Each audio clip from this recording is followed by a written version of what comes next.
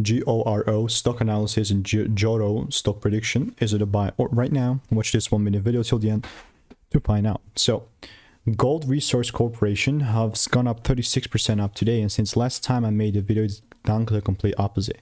I've done 37,000 videos. I've spent 5 figures on courses and mentors, and all of this is documented on my YouTube channel. And generally speaking, with GORO, I want to come out here and just say one thing. That one thing is that I'm only like, you can see how my bias look like.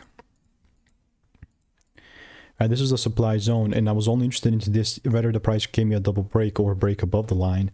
There's a reason why I have a line there, and we started breaking up. So what's now next? Obviously I'm looking to take things up, you know, and be bullish and whatnot.